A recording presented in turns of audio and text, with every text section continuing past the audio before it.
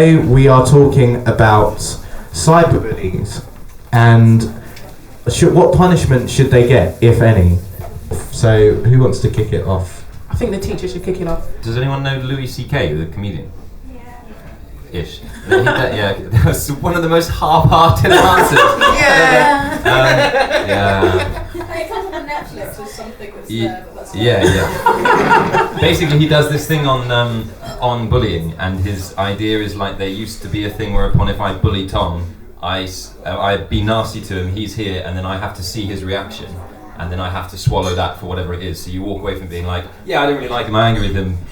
That's kind of not okay. He looked a little bit upset. Whereas now the online thing takes away the actual necessity of seeing them. So I feel like the punishment should be that the person should have to meet the person that they've been doing it to, and they should have to have a conversation with them about how it's affected them. And then the punishment is not a slap on the wrist. What's that? logistical nightmare. Well, fucking nightmare, absolutely. I mean, I'm not going to put this into practice. You guys can do that. But No way. There's my idea. I've got a counter. I've got like an answer to that. What if I was being bullied and I've been bullied for like, I don't know, however long? Would I want to sit in the room with the person that bullied me and then tell them how I feel? That's what court case is. Yes, very true. But maybe in a situation where it's more controlled, maybe. But even then, I feel like court is even hard for people. Do you know what I mean? To go in court and hear someone depict that kind of thing. But do you think we're focusing too much on the punishment aspect? Because in the same way that in our prison system we focus too much on the punishment of people. Rather than changing. And not the rehabilitation of the person. Changing. Yes. Yes. Schools and stuff. I mean, I don't actually know. I don't work in a school currently. I don't know how often young people and children are educated about this and have open discussions about this. But surely that side should be focused on. 100%. Sorry, in a primary, I work in primary schools. Okay. In a primary school, you will have these sort of sessions that are it's like health and social care type thing. You talk, and it's supposed to do with community. But unfortunately, like the children are only with you for 5 hours a day. To think about all the things that happen at home, there has to be so much more collaboration with the parents. Yeah. If they don't see bullying as an issue, that also comes into Or if play. they're bullying the children themselves. True. Exactly. Yeah. If they were bullied, I was going to say that about adults as well. Yeah. Yeah, exactly. I personally don't think bullying is seen as a big commodity. It's just like, oh, people are saying words, especially if it's verbal. And I actually think verbal is the worst bullying that can happen to a person, because it can bring them down, it can make them have mental illness, you can make them doubt. Even if they get through it, they still have these scars and these confidence issues. Like, I'm personally speaking from a little bit of experience here. Like, I got bullied in secondary school, and like I've got over it, but it still scars me. It's still like confidence issues and not believing in myself, and I believe it's rooted in the bullying. And like I just, every time I hear a bullying story, it disgusts me. I get volatile anger with it. The reason why I chose this subject today is because I turned on the TV randomly and there was Katie Price and her disabled son, and it was on Loose Women, but I just turned on the channel. I don't like Loose Women. Noted. I really don't. But yeah, it was a bullying story, so I watched it. It distracted me from my work, and Katie Price was saying she's going to try and get a bill passed in Parliament. You know how like there's a sex offenders register? She wants to have a register of like cyber bullying. You know, so when you go for a job, you know, that's a flaw in your character. I wouldn't hire a cyber bully. The issue with even the sex offender register is that obviously you have people on there that have raped someone or they've molested a child. Yeah. But you also have people on there that have been caught with their girlfriend having sex in a local park. Yeah, so everyone gets cast under the same. In England, but in America, you know, if you're a 17-year-old guy and you sleep with a 15-year-old girl, if you're a 16-year-old guy, you know, you go on sex offenders register, and that means that you have to alert everyone that you're nearby. And it creates a massive stigma that is not going to reintegrate that person into society. It's going to make them more angry towards society that put them in that stigmatized place. So I don't think we'll therefore stop them being a sex offender or being a bully. I think it might make it worse, you're saying? I mean, possibly, but maybe if you've bullied someone to the level where they've committed suicide, I think you deserve to be on some kind of thing like that. It's saying, where do you then put where's the the scale lines? on it?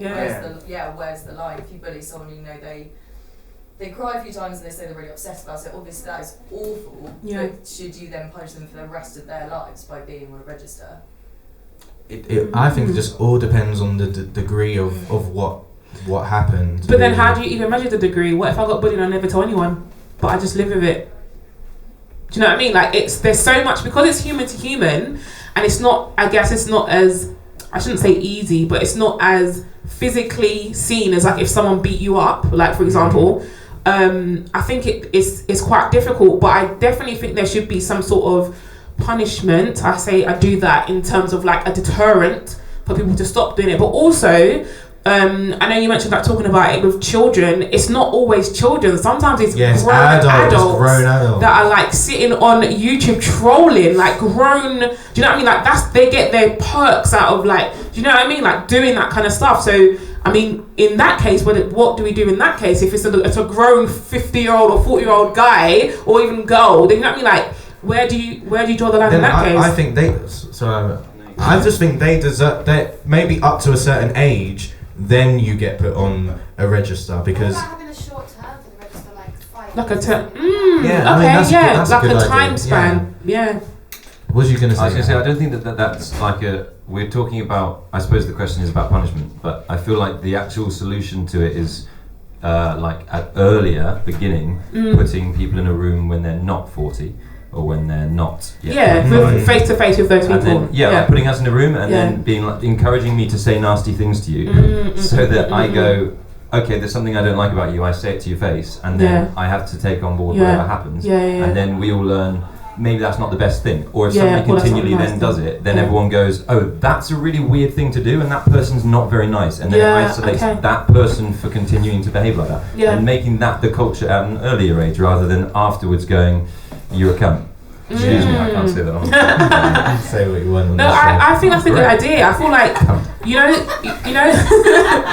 know, sometimes you see control group like movies or something like that. Even like if you had like a group of people that are happily to talk about, you know, cyberbullying or being bullied, like maybe you have, and talk about the experience, and then the people actually seeing not just one person, but like 5, 6, 7 different people's like reaction and how it's, you know what I mean, like affected their life. I get the whole like person to person thing. I think that's really good, but also like on a bigger scale, like I might bully you and then I come to you and I say, okay, I'm gonna do it. But then what if a year later I don't like someone else? Do you know what I mean? I might be like, I'm not doing it to you because you're cool now, we're cool. Do you know what I mean? Like, and that's how children and kind of like younger people kind of are. Oh, you're cool now, like we're cool. Do you know what I mean? And it's like, but I can do it to that person because they're not. Do you know what I mean? So kind of like having a wider scale of like different people, maybe even like different ages, how it's affected them, and kind of sit down and actually watch that video, watch that, do you know what I mean, that piece, and be like, wow, like it didn't just affect that 5-year-old, but look at this 10-year-old, look at this 15-year-old, look at this 60-year-old, do you know what I mean, and kind of see the span of like how it's affected like throughout a lifetime. Do you know what I mean? That's also, I think, like a massive conversation to be had of like what the culture of cool is and what we're putting on in school. Yeah, of course, yeah. Point. About like coping strategies as well.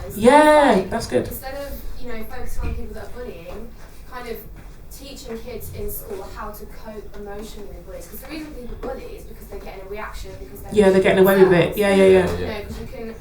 You know, one person can try and bully 2 people, and maybe the more sensitive person is going to take it to heart and is going to react to it. The other person will laugh it off and whatever, and the bully then won't go for that person anymore because they're not getting the reaction they want. That's true. That's so easy to say though, but it's I don't know, just like maybe I think it's an option. Having coping strategies for kids so they understand it and they kind of don't take it too hard. Maybe that will help kind of filter it out to some extent. Obviously, you know, you're going to get people that are really persistent, and that's shit, but at least hopefully children will have more preparation around it. So, you know, they maybe can learn to deal with it a bit better, as much, you know, as much as possible. I think that's a good idea. Like understanding, like you said, the mindset of someone who might do that. So if you know, if I react this way, they're going to carry on. But if I react this way, they may not. So I might choose to react that way. I get what you're saying. I think it makes sense. Yeah. I think you also need to, we need to look at ultimately why bullies do this. You know, we talk about the victim, and obviously there needs to be so much support for them, but you need to look at why this, you know, it starts so young. Why is this 5-year-old kid punching another kid in the playground? They can't be happy. That's not a 5-year-old if they're doing that, because that's not what we naturally do. So we do need to look at, and I think early on, so as you said, you don't become a 50-year-old, 60-year-old man that is doing this. Literally. Yeah. That comes from somewhere. You know, you don't look at the parents enough. Like, I had a conversation with a cousin, and he said, you know, what if your dog attacked someone? Who would be responsible for the dog? It'd be the owner that would get the flag. It might not be the parents, but absolutely. It could be a teacher in school. It's like the picking on one kid, and then the kid starts to lash out. The environment. You know, it could be anything. That child most likely doesn't like themselves and picking out the thing in other people that they feel as a weakness in themselves. They think they pick on this little kid because they don't want to be that kid. They're scared of that. I think on that note as well, I think that the cyberbullying thing, I think not to like go completely the opposite way and say bullying's great, but like, but you said that we all know is not the case. But that like bullying or being horrible to someone, I think is, because I think I slightly disagree in that, but then I don't work with young kids. In that it's kind of is a part of us. Like people do have the necessity or ability to be horrible to each other and do want to be in some cases, and I think that's okay. I think the shame of it is that taking it so obviously to an extreme and then something bad happening, like for example someone killing themselves, but the person who's doing it not knowing that that's what's happened, and then when it all comes out going, oh I didn't really know that that's what I was doing, and now and it's like, well, that's a wasted life by accident. And you go, well, why did you not? If it's about raising awareness for that person so that they know that what they're doing online, which is not just disconnected, has an effect. So that then they go, oh right, so I can decide to do that if I want to. Okay, and then some people do have the ability to do that, and fuck it, that's fine. But then he needs to know that that's what he's doing to another person. Exactly. And that's just creating that face-to-face thing over the internet. But a fundamental difference is if you're cyberbullying, it's online. So if you had an online account and someone was bullying you, you can report it and you can leave. But why should they have to leave? No. But it is. But it's different. I get what you're saying, but like if I'm on, I'm all my socials are like that's how I get my business. That's how I get my business. So if I'm now being cyberbullied on my socials and I have to come off, that basically means I don't eat. Like literally, that's how I get most of my work. So why do I have to come off? Do you know what I mean? Like, it's kind of, not to make it all bleak, but it's the kind of same thing as like, oh, if a woman was attacked for wearing a short skirt, well, she shouldn't wear a short skirt. Do you know what I mean? Like, no, I get what you're saying, but it's like, yes, that woman can choose to wear trousers, or that, you know, that person can choose to come on social land, but why is it that because someone else is doing something to them that they should have to leave or they should have to come off it? I get what you're saying, but I don't feel that should be an option. There's already a thing so you can report things. So it's just that needs to get to the next level of being a thing. You can't if it's on social media, you can't hide in the same way as you could on an invisible. I agree with you. Facebook or something you have an account to say something. They can all be fake. And police track Facebook as well. Maybe the social network sites as well, maybe they should do more or have someone that's dedicated to, do you know what I mean? Like, you know, when you report, because I report things online all the time. If you report something, you know what I mean? Like what it actually is and how they actually take action behind the scenes. Do you know what I mean? I just think this is a whole new world for the police in general. They just don't really know what the most effective thing to do is yet when these things arise. Because, do you give them a fine? Do you give them prison time? I mean... That's true. What do you do? They must be able to track where the account is linked to. Obviously, people can recreate accounts, but there must be some kind of IP addresses and stuff like that. Unless they're going through a proxy. Most people aren't going to be that smart or kind of that complex. I think the low level thing with the issue then is you're finding all the sort of low level people that are being a bit horrible. You're not finding the people that are going people that go in. You're not finding the people that loads of low level people. That's still equally as important. That's kind of 100%. I think there should be a group of people that go around finding the people who are cyberbullying, find them and bully them in person. Then really fucking get it going. But isn't it the same? So harassment ultimately it's harassment regardless of whether it's online or offline. Like, surely the punishment's like if someone kills themselves as a result of you doing something online to them, isn't that basically manslaughter because you killed someone by not by accident, but you haven't physically. Yeah, you've driven them to that. Yeah. So it's kind of like I don't know what happened already as a result of that. But I don't think it is manslaughter. I don't. Is there a punishment though? Does something happen? I don't know if there actually is. I don't think I've heard. I'm gonna research it. I don't think I've heard of it. You could definitely, if someone's harassed someone to the point they've killed themselves, they can definitely be charged with that. Yeah. Then there could be other issues with the person as well. There could be completely separate, parts of depression and stuff that isn't even linked to that person. Not that one's excusing the person that's doing the bullying, but manslaughter. I mean, I guess it kind of depends on the severity of it, but it might be a bit of a complex issue. But when it just goes to court anyway, then they'll be like, Yeah. I think the hard thing is when things go viral, like the damage is just you can't stop it. Irreplaceable. Like that's tarnished your name. Imagine if you had a meme of you and it was just horrific and it just went global. Like, what can you do?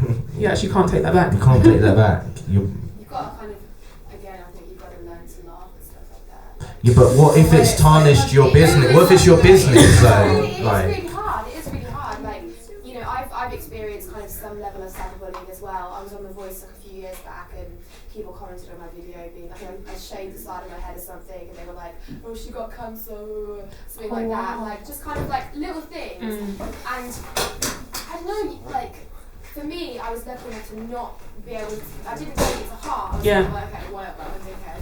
Like, do you know what I mean? Like, it's just such an immature comment and it's disrespectful to people that do actually suffer with that as well. But, that's their problem and hopefully they will grow and learn that that's not okay. Because, I think you've got to have compassion for the person that's bullying as well, like just to kind of throw a spanner in the works there. Because people don't say shit like that unless they're hurting, unless they're going through. They just don't. If someone's happy and content with their life, they're living their life, they're having fun. Do you know what I mean? If someone's miserable at home, being like, fucking hate my life, and they sit there and they're like, who else can I piss off? Angry people want to make other people angry. Very true. Very true. I think that's the we got back to the same point, and that you're saying, well, the way that you dealt with it of going, that doesn't really matter, it's just someone being a dickhead, then you go, well, so we just need to encourage a place, a community, a culture whereupon it doesn't matter, which means that the positives have to not matter as well. The reason why it's so damaging is because I go online and go, what I really want is for everyone to think that I'm fucking awesome and I'm really cool on this world. And so if you get rid of like the fear, like the shame, the fear of judgment from other people, like as soon as you can take that away, and you can, people can focus on what really matters, which is their friends and their family, and the immediate circle in their life, and the people that they're able to impact. Everything else is effectively an illusion. It's fake. It's not real. The internet. It's not real. But obviously, it's different if you've got something like a meme made out of you. And like, what if it was like a naked picture of you leaked? Like that happened. That's a cyberbullying lane that does happen, and that's like you can't take that back, and you can't laugh at that. What's harder to laugh? You probably could, but it's harder to laugh. And it damages your brand. Yeah. It does, but then people that are laughing at that image as well, it's such a fleeting thing for them. They'll look at it and they'll go, oh my god, look at that person, and they'll move on with their life. But obviously if it's the image of you, you're kind of thinking, oh, everyone's looked at this and it's so intense. But the people that have viewed it, they've viewed it for a few seconds and they've moved on to the next thing. Would your employer be happy? Would they be happy? It's different when it goes into work. If it's just you personally and your job is something whatever, no one's gonna see it. But if it's your work, if you're an actor, if you're a performer, do you know what I mean? Like, and it's actually your work. Like, do you know what I mean? Like, I saw a thing on it was a story, which is actually a fake story, a picture of a man and a woman with these 3 children. And the fake story was that she had plastic surgery and tricked the guy into marrying her and had these children that were not like, pretty children. And then I remember I came across this article and that was a fake story. And she's like, it's actually ruined my life. People actually think I'm the person, I'm an actress. Do you know what I mean? Who posed for a picture. And she's like, it's ruined, I can't get no work now. People actually think I am this woman who has had plastic surgery and trapped this guy. Like, they actually think that about me. And she's like, I can't actually get work anymore. Do you know what I mean? And that went viral, and it's still viral now. It goes viral like every couple of years. It comes back. So in cases like that, her life is literally ruined. Like, what does she do? The people that have put that article out should be sued, because how emotionally damaging that for children as well. Yeah, exactly. Yeah. The woman, poor kids that are being classified as ugly children. Literally. Oh, fuck. So crazy. I think this has come to a natural end. This has been a heated one. This has been great. It's been very juicy. Good. Yeah. I love it. So this has been Tori. Hi. Thanks. This is the wonderful Adam. And you've been Lewis. And I've been Lewis Daniel.